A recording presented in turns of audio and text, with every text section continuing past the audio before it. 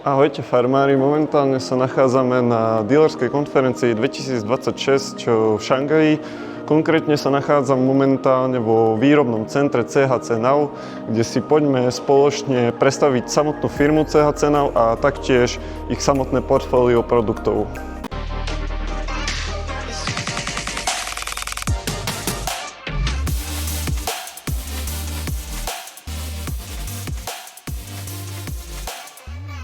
Ako prvá zaujímavosť o firme CHC Now je, že v podstate zmerali samotnú výšku Mount Everestu. Ďalej, čo si môžeme všimnúť, tak v podstate firma sa zameriava aj na výrobu čipov do samotných produktov, kde momentálne na tohtoročnej konferencii predstavili čip Stella X a oproti predošlej generácie čipov je v podstate tento čip 3-krát rýchlejší. Tiež v podstate firmu tvorí niekoľko tisíc zamestnancov, čiže jedná sa o stabilnú firmu, v podstate so sídlom v Šangaji.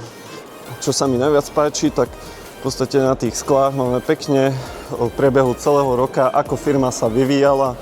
Čiže vidíme, že firma vznikla v roku 2003, v podstate začala sa orientovať už od roku 2004 na v podstate RTK zariadenia, kde sa postupne firma samotná stavala a posúvala ďalej, až v podstate takto to máme celé vykreslené až do roku 2024. Čiže poďme si to pozrieť. Čiže tuto môžeme vidieť, že v roku 2020 v podstate zmerali samotnú výšku Mount Everestu.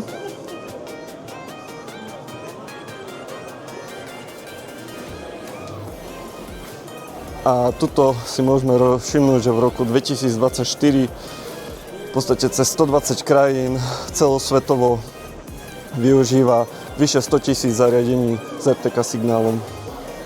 Samotná firma má niekoľko odvetví, zameriava sa hlavne na výrobu GNS antén, čo je jej v podstate hlavná ambícia, čiže byť presný.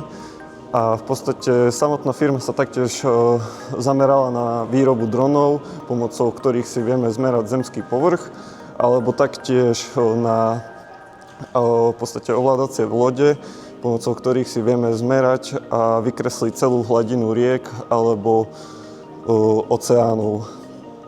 S tým, že firma CHC Now sa taktiež zameriava na stavebné navigácie a samotný poľnohospodársky sektor. Ako prvé si poďme predstaviť samotné stavebné navigácie.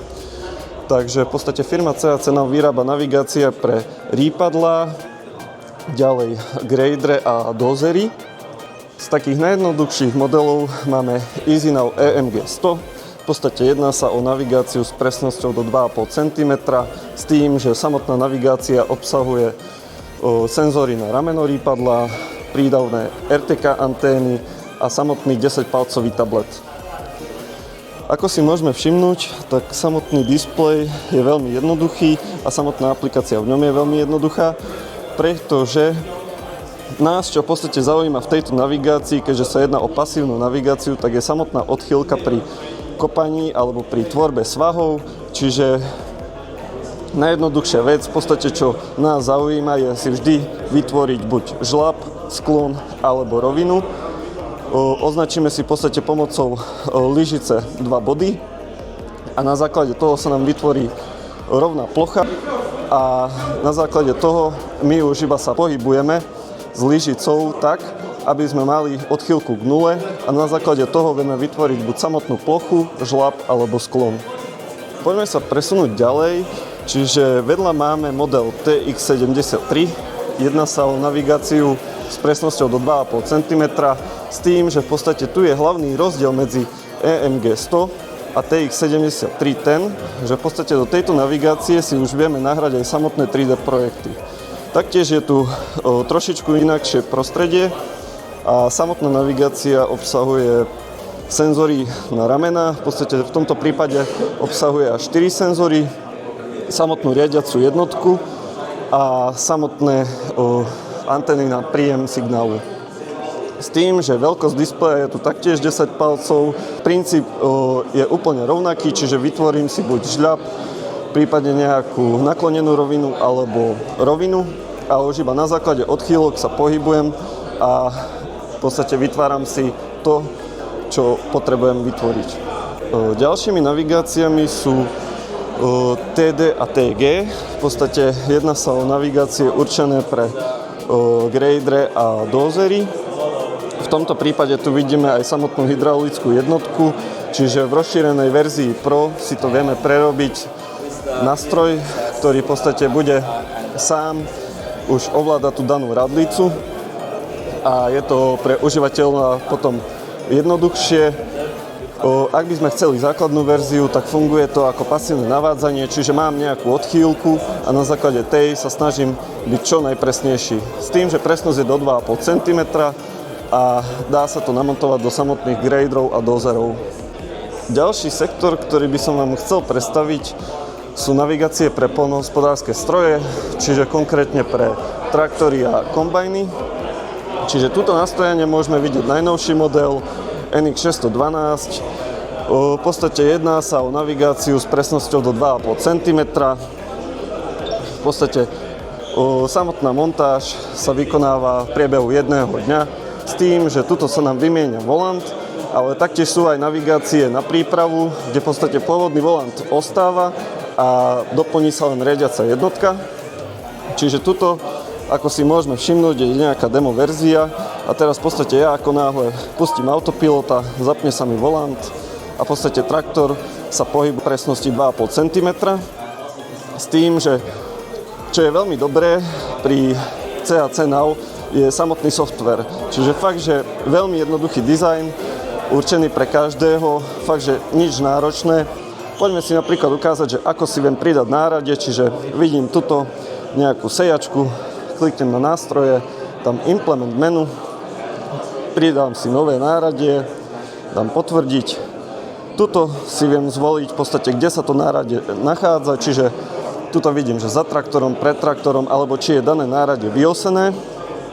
Pôjdem ďalej a tuto mám pekne krásnu tabuľku, čo sa mi veľmi páči na CAC Now, pretože my si tu vieme pekne všetko pomeriať, hodiť si to sem a máme nahodené náradie za pár sekúnd.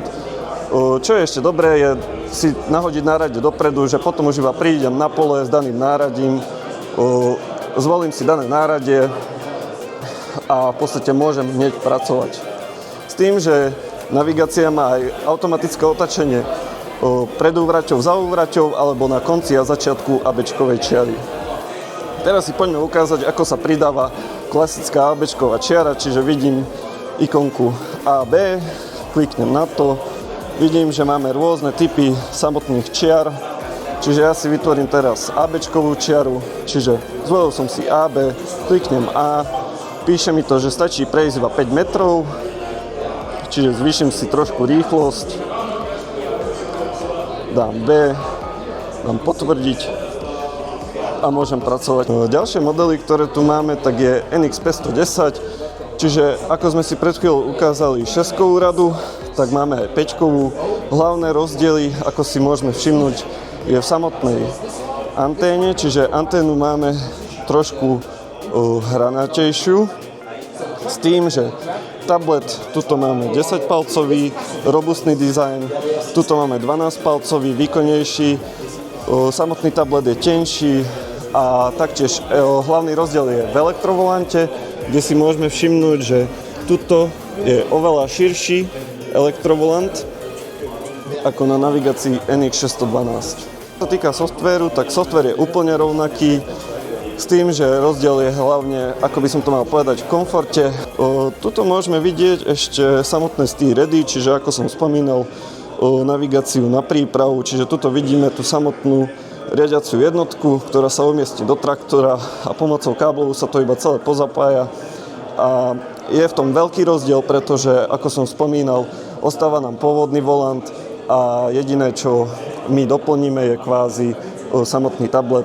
Ďalším produktom je samotný systém Spray X, čiže je určený hlavne pre postrekovače, ktoré nemajú automatické vypínanie sekcií alebo taktiež sa tento systém využíva pre navigácie, ktoré majú starší systém na vypínanie sekcií a vieme to taktiež prerobiť v podstate na ten plne automatizovaný. S tým, že musím povedať hlavnú vec, že tento systém funguje iba s navigáciou CHC Now a v podstate vieme to urobiť od 4 sekcií do 13 sekcií, čiže fakt, že zo starých postrekovačov vieme vytvoriť plne automatizované stroje. Potom ďalšiu novinku, ktorú tu máme, je Smart Marker, čiže jedná sa o prenosné zariadenie pre farmárov alebo družstva. V podstate slúži nám to na vytváranie pozemkov a ohraničovanie hraníc, prípadne tvorbu ABčkových čiar. A taktiež, čo je dobrá vec, tak v podstate my si na základe toho, že si vytvoríme danú hranicu, si vieme preniesť potom túto hranicu či už do navigácie CHC Now alebo do iných značiek navigácií. Potom tu máme samotný Row Guidance, čiže jedná sa o zariadenie, ktoré sa umiestni na žací stôl a pomocou háku sa nám v podstate navigácia pohybuje na základe porastu. Čiže je dosť dobrá vec, pretože nie vždy je ten porast rovný, hlavne keď ideme rezať, poviem príklad, kukuricu. Čiže fakt, že dobré je to zariadenie pre kombajny alebo rezačky a vieme s tým robiť v podstate s presnosťou do 2,5 cm. Ďalšou zaujímavosťou je, že samotná firma CHC Now vypustila do ovzdušia svoje vlastné satelity na signál. V podstate jedná sa o Point X a ako si môžeme tuto všimnúť, tak máme tu takú veľkú tabuľu, kde v podstate každých 5 sekúnd sa v podstate resetuje a v podstate to zbiera dáta z celého sveta. Tuto vidíme konkrétne Čínu a vidíme, že koľko užívateľov to využíva denne, koľko je pripojených užívateľov, koľko je online užívateľov. A tento rok v podstate pred konferenciou vypustili ďalší satelít, ktorý v podstate pokrýva Ameriku.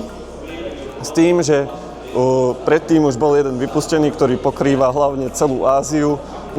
Mimo toho je to zaujímavé, že vedia si sami v podstate vytvoriť satelít, ktorý poskytuje signál priamo do navigácií CHC Now.